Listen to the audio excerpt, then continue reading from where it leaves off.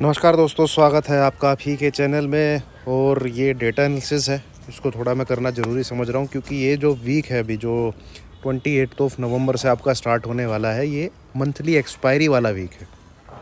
And जो next month है आपका दिसंबर, वो भैया इस साल का आखिरी मंथ है।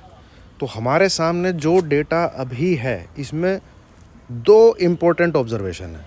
ठीक है, देखिए इस डेटा को देख के अगर आप डेली देख के कल को अंदाज़ा लगाने की सोचते हैं तो वो बड़ा मुश्किल है कि कल क्या हो सकता है। हाँ, इसमें जो मेजर चेंजेस हैं जो फ्यूचर के डेरिवेटिव्स में होते हैं, ठीक है, वो बहुत इंपॉर्टेंट होते हैं अगर आप उसको मतलब ऑब्ज़र्व करते रहते हैं डेली।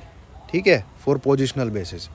अब यहाँ पे इम्पोर्टेंट चीज़ क्या है, अगर आप इधर नेट क्वांटिटी में देखेंगे, ठीक है, ये 1,30,000 के इंडेक्स फ्यूचर सेल पोजीशन में है और ये तब से हैं, मतलब कभी 150 हो जाते हैं, कभी 145 हो जाते हैं, कभी 160 के आसपास, शायद मैंने 160 के आसपास तो नहीं, बट 140 135 के आसपास ये बने हुए हैं। कब से? जब से निफ्टी 19,000 पे था। ठीक है, वहाँ से निफ्टी 800 850 पॉइंट 850 पॉइंट ऊपर बढ़ गया है। एफआईज ने अपने इंडेक्स फ्यूचर को नहीं काटा। ये एक सरप्राइजिंग चीज़ है जो कि शायद मैं पहली बार नोटिस कर रहा हूँ या पहली बार मुझे देखने को मिली है कि इतना बड़ा मूव आ गया है। और कैश में तो उन्होंने कंटिन्यूसली सेलिंग की है, बस लास्ट वाले दिन को आप छोड़ दें, वहाँ पे उनकी ज़बरदस्त बाइंग आई है। बट इंडेक्स फ्यूचर इनके अभी भी 1,30,000 खड़े हुए हैं। तो एफआईज का अगर कैश में बाइंग का डेटा आता है 28 नवंबर 29 नवंबर और यहाँ पे ये इंडेक्स फ्यूचर नीचे की तरफ कटने चालू होते हैं, तो समझ लीजिए निफ्टी चला फिर 20,100, 20,300, 20,400 की तरफ।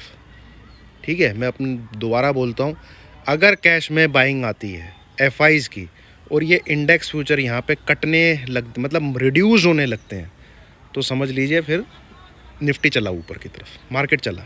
ठीक है, ये 19,800 के ऊपर जैसे ही कोई क्लोजिंग आए इस बार, तो आप उसी के नीचे एक क्लोजिंग बेसिस का एसएल लगा के 400-500 पॉइंट की तेज़ी के लिए एक ट्रेड ले सकते हैं। ठीक है, ये इंडेक्स फ्यूचर बता रहा है। अब तक तो इन्होंने खड़े रखे हैं, ठीक है, और ये बहुत सरप्राइजिंग है ये चीज़। वहीं आप दूसरी तरफ देखेंगे तो जो स्टॉक फ्यूचर है एफआईज के, जो तीसरी वाली लाइन होती है उनकी, यहाँ पे अब इन्होंने बाइंग चालू कर दी है। ठीक है, ये देख रहे हैं आप 1254, ये भी -1 लाख के लगभग था, मतलब सेलिंग में थे। यहाँ पे सेलिंग घटाई इन्होंने 2 से 3 दिन में ही।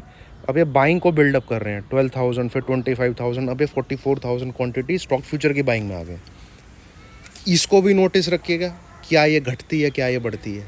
ठीक है, तो ये भी अगर बढ़ती है तो समझ लीजिए सोने पे सुहागा है तेजड़ियों के लिए, बुल्स के लिए। ठीक है, एंड लेवल्स पे कंफर्म हो जाएगा ये भाई 19,800 के ऊपर जो है, जो 30 नवंबर की डेट में है मार्केट, उसके ऊपर क्लोज कर देगा। ठीक है, ये चीज़ को आप नोटिस रखिएगा। बाकी इधर कॉल एंड पुट से ये, इससे आप डायरेक्शन का पता नहीं लगा सकते, ना ही देखिए डायरेक्शन का पता तो आप इंडेक्स फ्यूचर और उससे भी नहीं लगा सकते। ठीक है, यहाँ से भी आप एक प्रोबेबिलिटी निकाल सकते हैं कि ये जो चेंजेस हैं, अब या तो ये इंडेक्स फ्यूचर नहीं काट रहे, इनके पास कुछ ऐसी न्यूज़ है, या इनको पता है कि भैया ऐसा होने वाला है कि एकदम से मार्केट जो है गिरेगा, तो अपने इंडेक्स फ्यूचर को खड़े रखो। ठीक है, आज नहीं तो कल गिरेगा, कल नहीं तो परसों गिरेगा, परसों नहीं तो तरसों गिरेगा, अगर ये इतने ही खड़े रहते हैं तो। ठीक है, अब कोई बता रहा था कि इन्होंने हैज कर रखा है, भैया फ्यूचर से कभी पोजीशन हैज नहीं होती। मान लीजिए निफ्टी चला गया 21,000, ठीक है, तो क्या ये यहाँ पे 1,30,000 को खड़ा करके रखेंगे अपने आप को हैज करने के लिए? पोजीशन हमेशा हैज होती है ऑप्शन से। क्यों? क्योंकि ऑप्शन जीरो पे आकर रुक जाता है, जीरो से नीचे माइनस में नहीं जाता। अबे निफ्टी का फ्यूचर 19,000 से अगर एफआई सेल करके बैठे हैं यहाँ पे, तो क्या 2,000 पॉइंट वो अपना खड़ा करके रखेंगे?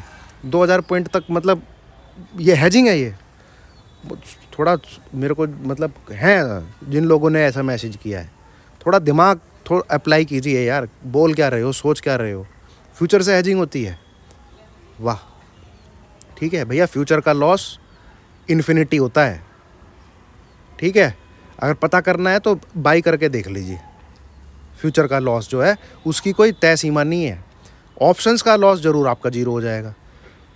ठीक है, 50 पे आपने कोई ऑप्शन लिया तो जीरो पे आके ख़त्म है। आपका लॉस जो है वो लिमिटेड है, मतलब डिफाइंड है। एक लॉस जो है उसकी वैल्यू डिफाइंड है, इसलिए हैजिंग हमेशा फ्यूचर में अपनी पोजीशन डायरेक्शन में बाई की जाती है, ऑप्शंस के थ्रू उसको हेज किया जाता है।